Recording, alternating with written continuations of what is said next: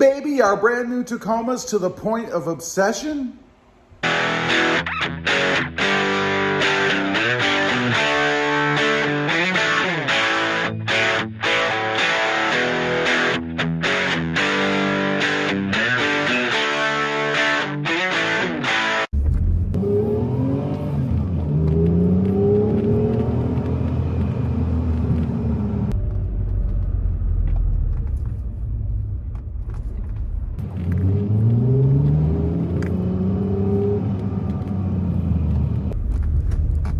Well, good morning, everybody, and welcome back to Robmotive. So I'm out cruising around in the Tacoma.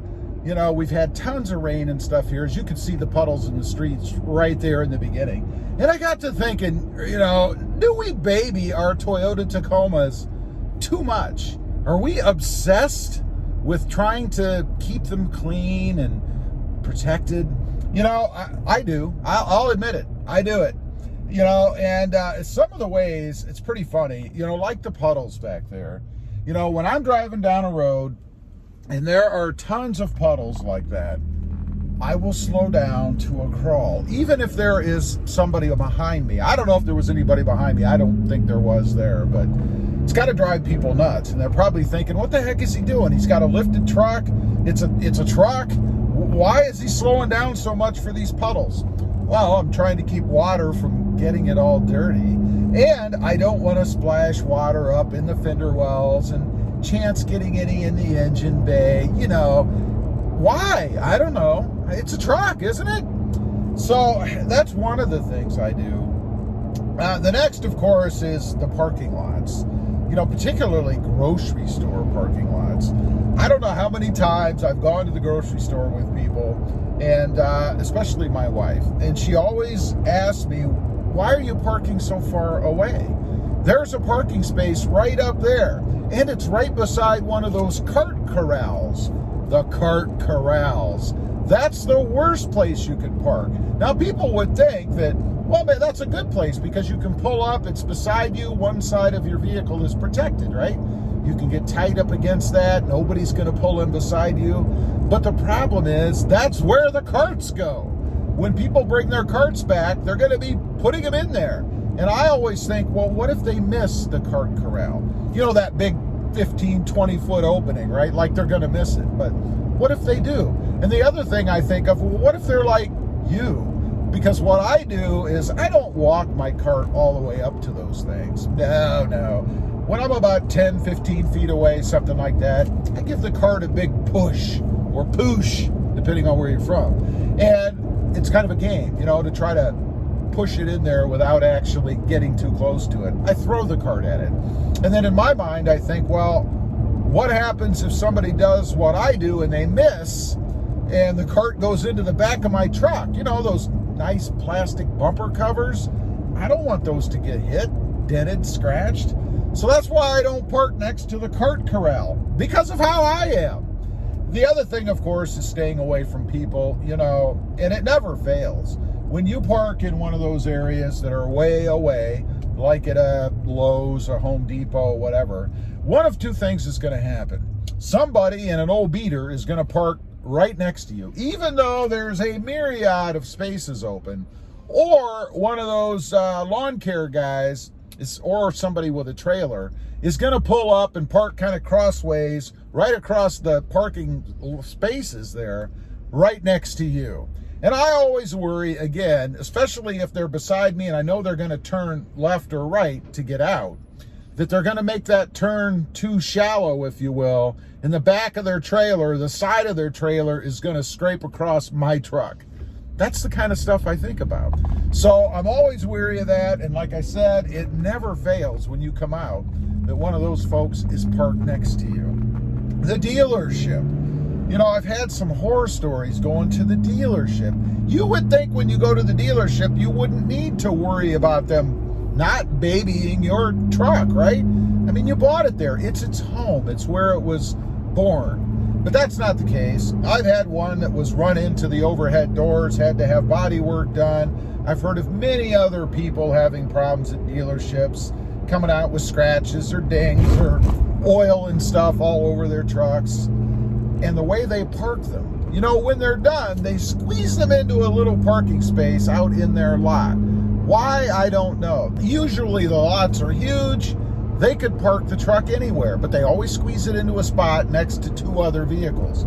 That's not so bad because you hope they're careful when they get out. They don't ding your door into the one next to you. But what about when Fred comes to pick up his gigantic truck that's parked next to yours? Is he going to be as careful and not open his door into yours? I don't know. It's the stuff I think about, right? You know, and just driving around, you know, down here where I am, there's a lot of loose gravel. And I don't know if it's because of the climate, the temperature. It's always so warm here that, you know, the tar, the little pebbles that make up the roads just doesn't stay put. But you got to stay way away. And I find myself staying way away. You know, like right now, I'm driving and the next closest vehicle is probably 20 car lengths ahead of me. And I'm doing that intentionally. I'm staying back. Now, that just adds more time to my travels, right? Because I'm going slower. I know it's minimal, but it's just a crazy thing that I consciously do. When there are puddles like there are now, I don't want them splashing all over my truck, so I stay back. The other thing is stoplights. You know, I'm always watching because for me, I think you're most vulnerable when you're sitting still and others are moving. So I pull up to a stoplight, and probably more so in the case where I'm going to go straight and there's a turn lane beside me, maybe a turn lane or another straight lane on the other side. So I pull up to the stoplight and immediately I'm checking my mirrors, right? To see who's pulling up behind me, to make sure that they're slowing down, that they're actually going to stop.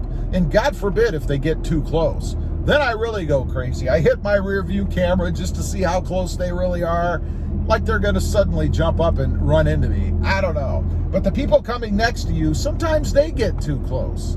You know, you watch the guy over there to your right.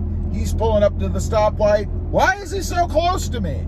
He's got the whole lane, and if there's nothing else beside him, he could be further off to the right.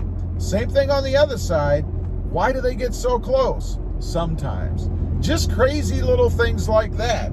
Now, I've talked on here before about not loving to wash my vehicle. That's right, I said wash. There's another reason for that, actually, beyond just being too lazy and it being so hot. It's because when you wash it, you're going to see all those little imperfections, right? I'd rather not know. And the other thing is, chances are, unless you're using a new mitt or a new cloth or whatever you use every time, you're going to add little micro scratches to your truck every time you wash it, right? Because there's dirt on it. You're trying to get the dirt off of it. So when you run your mat across it, you're picking up that dirt and it's depositing those little pieces of gravel and grit and stuff in your cloth. And then you're rubbing that all over your truck to get it clean. That bugs me. I don't know. It's a weird thing. Maybe I need help. I don't know. But that's another reason why I don't particularly like washing the truck, because I don't like running the risk of scratching it myself with all that grit and gravel that is built up on my truck from driving it around and not washing it. Anyway, I just wanted to get on here. I just happened to think of that, you know, before I took off and see if you guys are the same way. Because, you know, they say that if multiple people do the same thing, that must mean that it's normal and you're not crazy. So I'm looking to find out. Am I crazy? Do I baby my Toyota Tacoma to the point of obsession? Leave a comment. Let me know. What are some of the crazy things that you do to keep your Tacoma safe? Also, real quick, I do have 2 additional channels. Robmotive Tundra, all about my quest for the upcoming redesigned Toyota Tundra. And Robmotive JT, all about my experiences, mods and stuff, with the Jeep Gladiator. Check them out, and if you're interested, why not subscribe? Don't forget to click that notification bell so that you don't miss out on any upcoming videos. And do me a favor, smash that subscribe button on the way out. Thanks for watching. Stay safe out there.